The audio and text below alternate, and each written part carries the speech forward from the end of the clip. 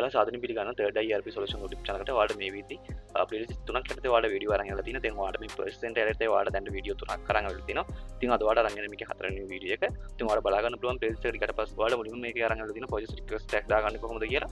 ඉතින් ඔයාලට මේ system එකේ ඊට ළඟට purchase order එකක් දාගන්නේ කොහොමද කියලා ඔයාලට අරන් යලා තියෙනවා. ඊට පස්සේ ඔයාලට කොහොමද මේ system කරා GRN එක enter කරගන්නේ කොහොමද කියලා ඔයාලට අරන් යලා තියෙනවා. අද ඔයාලට මේ වීඩියෝ එකෙන් අරන් ඉන්නේ. අද ඔයාලට අරන් ඉන්නේ GRN දාපු item වලින් මොකක් හරි හේතුවක් ඉඳලා ඔයාලට return කරන්න ඕනොත් කොහොමද අපි මේ system කරා return එක enter කරගන්න විදිය තමයි ඔයාලට අද මේ වීඩියෝ එකෙන් අරන් එන්නේ. අපි දැන් බලමු කොහොමද ඒක කරගන්නේ කියලා. සුබ දවසක් ඔයාලට.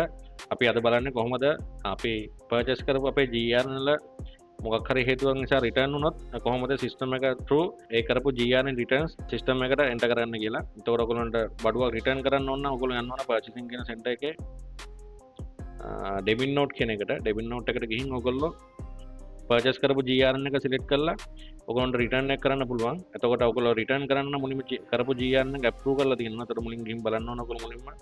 එතන center එකකිනුත් ඔයගොල්ලන්ට යන්න පුළුවන්.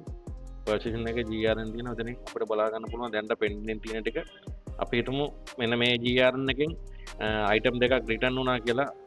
බඩුවක damage එක return වුණා කියලා GRN දාන ලංකා furniture කියන කෙනාගේ. අපි මේක tick කරලා මේක මුලින්ම approve කරන GRN එක. එතකොට අපි ඊට පස්සේ යනවා debit note කියන function එකට. එතකොට debit note එකට ගිහින් ඔයගොල්ලෝ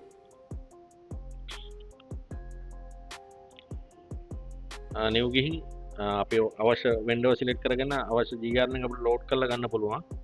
load කරලා ගත්තාම අපි දැන්ට එයාගෙන් purchase කරපු GRN එකට අදාළ details ටික load වෙනවා. අපි ඊට පස්සේ return කරන්න අපි 30 වෙනිදා නම් 30 වෙනිදා කියලා දාගත්තා. මෙන්න මේ බඩු ටික තමයි අපි අරන් ඇවිල්ලා තියෙන්නේ එයාගෙන්.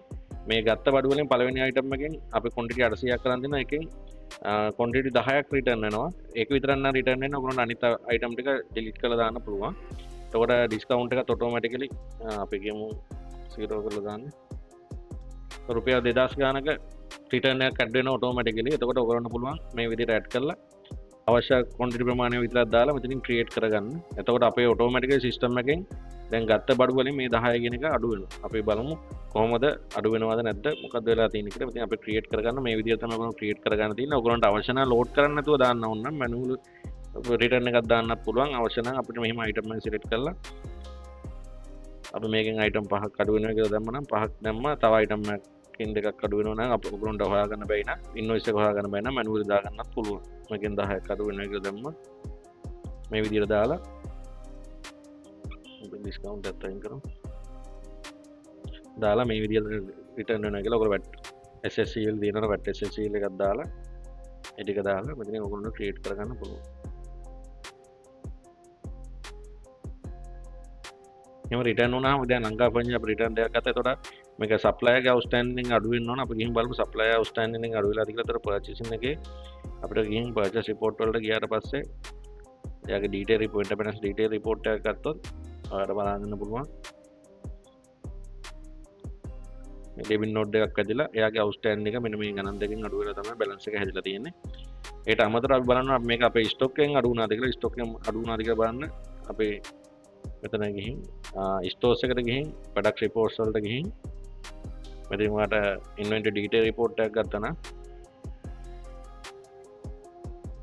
ඒ පළවෙනි මෙතන අපි ගත්ත එකේ 1000ක් ගත්තා 100 දෙයක් ගත්තා 800ක් ගත්තා. දැන් රිටර්න් වෙලා 10 අඩු වෙලා මෙන්න මේ ගාන තමයි බැලන්ස් එක සිස්ටම් එකට ඇඩ් වෙලා තියෙන්නේ. ඒතකොට ඔයගොල්ලන්ට බලා ගන්නවා මෙතන 10ක් අඩු වෙලා තියෙනවා. මේ විදිහට එකතු වෙන අඩු වෙන ඔයගොල්ලන්ගේ ස්ටොක් එකේ මූව්මන්ට් එක ඉන්වෙන්ටරි ඩීටේල් රිපෝට් එක හරහා ඔයගොල්ලන්ට බලා ගන්න පුළුවන්.